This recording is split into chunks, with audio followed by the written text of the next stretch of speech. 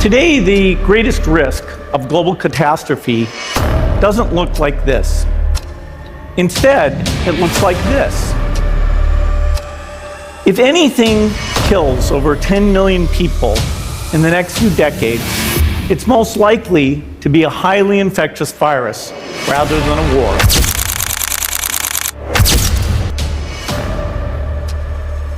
In 2020, as the world came to stand still over COVID-19, a new narrative began to spread alongside the virus.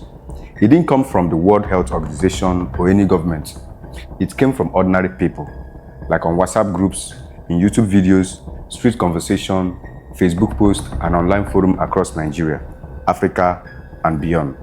The theory was simple. One man had poisoned the world. His name was BillGate. The belief was that the virus was either engineered or taken advantage of to push a global vaccination agenda, and that the vaccine itself was an actual weapon. Some said it was meant to sterilize part of the population.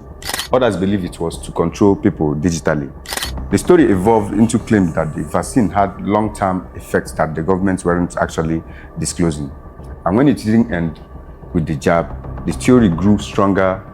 Now, they say the man is bringing artificial food into Africa.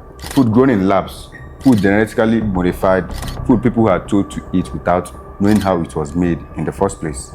None of these claims were ever backed by hard proof, but that didn't stop them from spreading.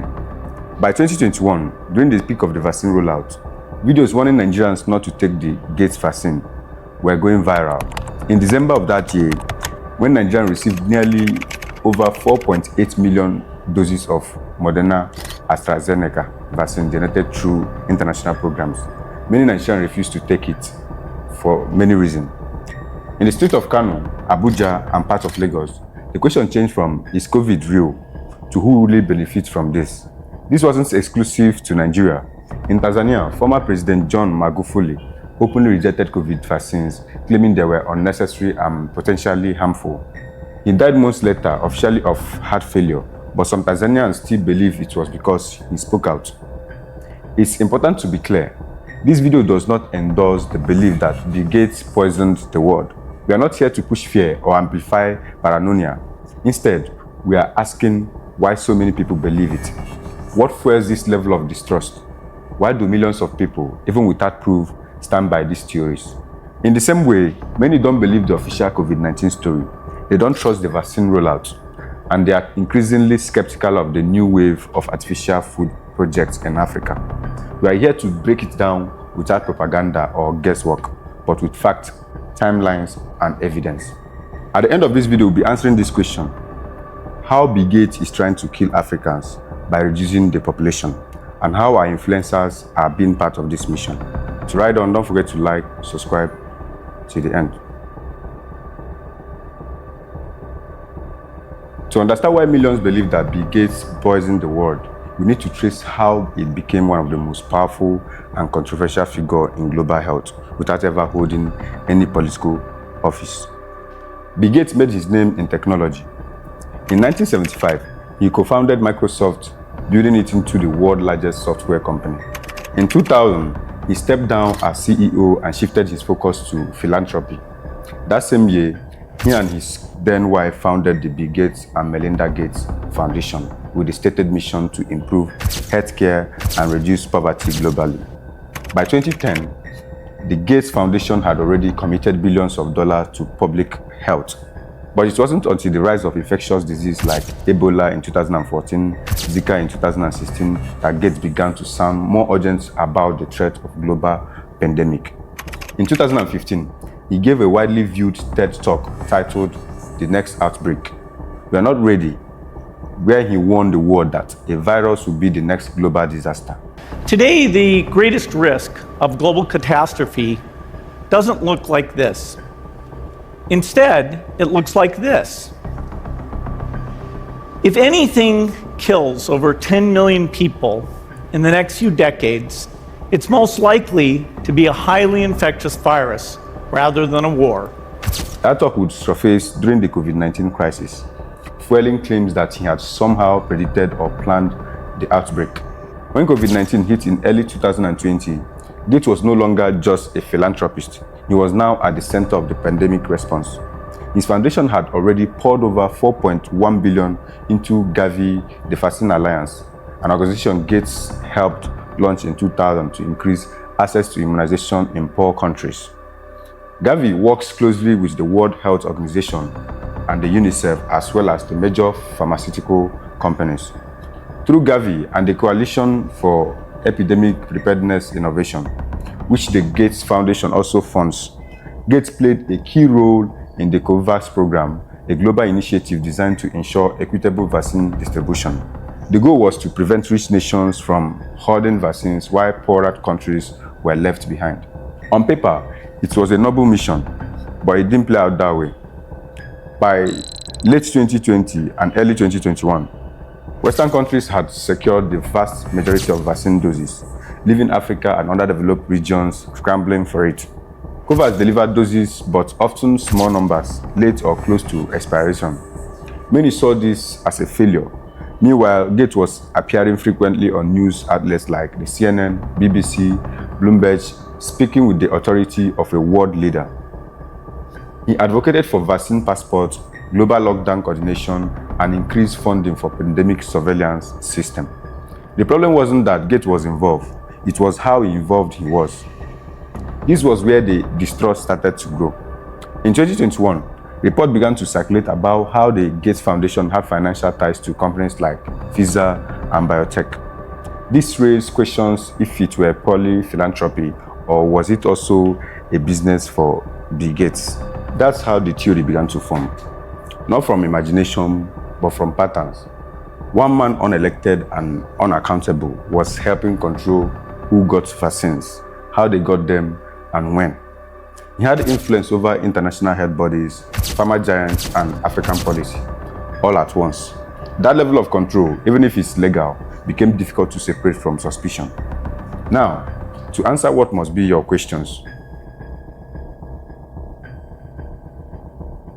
When the first COVID-19 vaccine were released in late 2020, most people had one simple question. What exactly is this thing they want to inject into our bodies? The answer was not really clear. Scientific explanations were often buried in medical jargon. Government rushed to calm public fears but failed to provide practical clarity. In that silence, misinformation exploded, especially on social media. Some said the vaccine contained microchips. Others claimed it altered human DNA permanently. Many believe it was part of a population control agenda. To understand what the vaccine was really all about, we have to look at the two major types that were distributed globally: the mRNA vaccine and viral vector vaccines. These vaccines were first of their kind to be approved by public use. They use a technology called messenger, the RNA. Here is how it works. So the mRNA is a set of instructions. It tells your body how to build a piece of the virus, which is specifically the spike protein found on the surface of the coronavirus. Now your body then creates this harmless protein and recognizes it as foreign. That triggers your immune system to build a defense, which are antibodies. So if the real virus ever enters your body, it will be attacked immediately. However, it's also important to note that the mRNA does not enter your DNA. It does not stay in your body permanently. It's break down within few days, just like any normal RNA your body uses to make proteins. There is no live virus in the vaccine. You cannot get COVID-19 from it. The second one is viral vector vaccine, AstraZeneca, Johnson & Johnson. A weakened version of another virus, like an adenovirus, similar to the common cold, is used as a vehicle to carry genetic instruction. This instruction also tells your body to produce the spike protein, triggering an immune response. Again, the virus uses harmless and cannot reproduce inside you. Your DNA is not altered. The vaccine trains your immune system just like other common vaccines do, such as those for yellow fever or polio. Like any medical product, the COVID-19 vaccine came with side effects, most of them mild and temporary, such as fever, headaches, sore arm, and fatigue. These are normal immune responses. So the truth is this: COVID-19 vaccines saved millions of lives. By mid-2022, studies from institutions like The Lancet estimated that the vaccine prevented over 20 million deaths globally. In countries with high vaccination rates, hospitalization and deaths dropped significantly. But the rollout was flawed. Real side effects were not hidden, but they were not always explained. Global access was not equal, and the powerful people pushing the vaccines were not always transparent about their own stakes in the process. That's why people still ask, what is really in the vaccine? Not just chemically, but politically, economically, and socially. According to 2021 investigation by the Land Report, Gates had become the largest private owner of farmland in the United States, holding over 242,000 acres across 18 states. All of the land was held through a web of shell companies and trusts. Gates didn't announce it publicly. The information came to light through land records and investigative journalists. The scale of the purchase raised questions. Why would a tech billionaire buy up farmland quietly and in such massive volume? At the same time, Gates was becoming one of the most vocal advocates for alternative food technologies. These include lab-grown meat, cultured meat grown from animal cells without slaughtering animals, plant-based meat substitute like Beyond Meat, and impossible foods, in which Gates is a major investor. Genetically modified crops, the GMOs, seed patterns, and digital agriculture platforms that allow farmers to optimize planting, but often depend on buying proprietary seeds and tech. Gates insists that these innovations are about fighting climate change and feeding the world. In multiple interviews and writings, he argued that the meat industry produces too much methane and the future must be synthetic food. Talking about what Gates is doing in Africa, through the Bill and Melinda Gates Foundation, Gates has poured over $6 billion into agricultural development in Africa since 2006. He helped launch the Alliance for a Green Revolution in Africa, an initiative aimed to increasing crops yields and promoting modern farming techniques. This includes the use of GMO seeds, chemical fertilizers, and data-driven agriculture. But over time, AGRA became controversial. These findings led to growing suspicion.